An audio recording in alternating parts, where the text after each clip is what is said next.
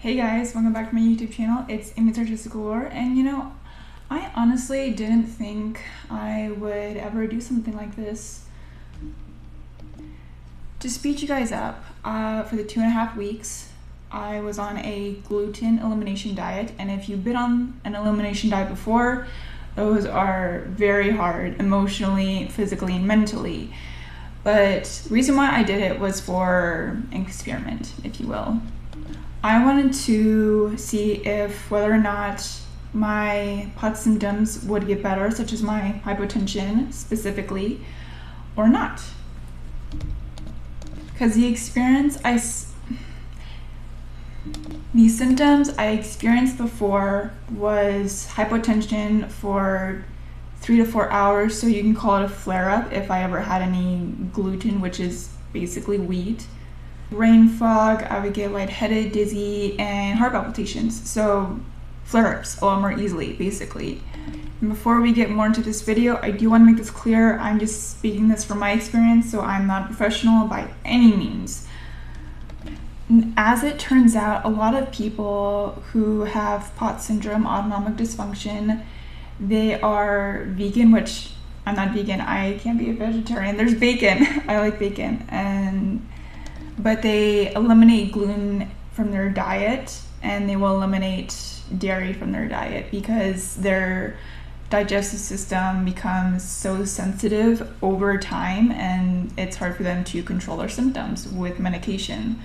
And maybe you can relate to this, but if you have been on an elimination diet, you can get the what ifs, or can I have that, or do you know what I mean, right? You can get too scared to eat something, and for a span of 2.5 months, I was actually scared to eat a variety of foods. So I would constantly check the labels to see if, can I eat this, can I not, or oh no, I can't even eat this because it's soy sauce, which, if you don't know this, there's in gravy mixes, soups. You can find hidden wheat, in which I was a bit shocked by that, which I'm not a fan of canned foods per se, but if I have something like that in my house, I think, okay, I'm just gonna get that to someone else. But I like soy sauce. It's high in sodium, and I get salt cravings constantly. I'm still trying to find ways of how I can get a good amount of sodium in my diet, without also getting wheat in my diet, in which you may think, well, why hasn't she introduced gluten back in her diet? Well, that's the thing.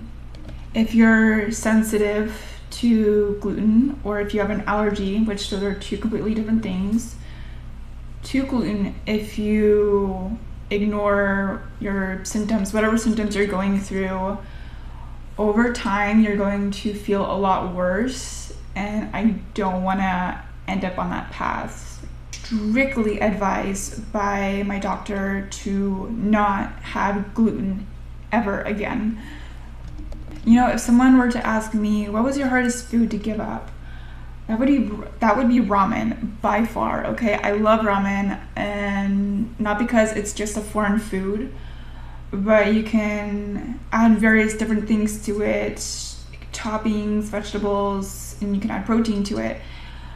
But it has wheat in it, and that's something that is a struggle to have. Or there's dishes you can make that are gluten-free, but they don't exactly look appetizing, and you realize you have limited options when you're on a strict diet, or just when you're sensitive to various different foods, in which wheat is in almost everything.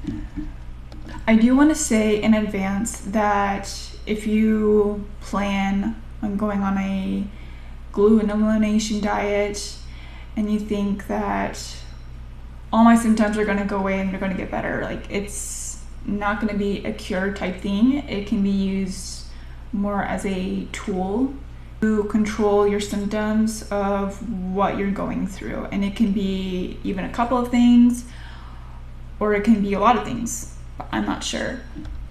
but I don't want to second guess myself and get the what ifs over time and just not be aware of what can I actually have or what can I not have. And that is all for now. I will see you in the next one. I hope you enjoyed this video. Bye!